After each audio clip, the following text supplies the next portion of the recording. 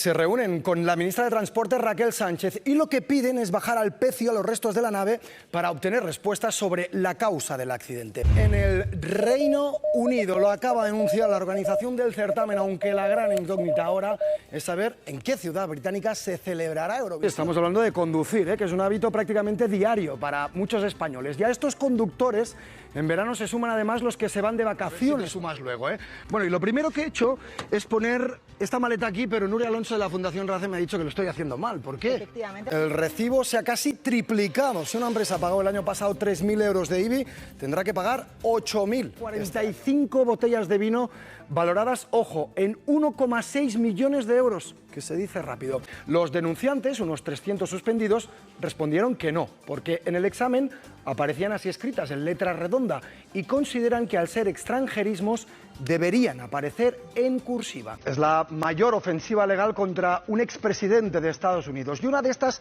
5 causas es el asedio al Capitolio. Lo que estamos viendo ya es el mapa que ha elaborado la ciudad señalizando estos puntos. Son unos 130, la mitad en exteriores.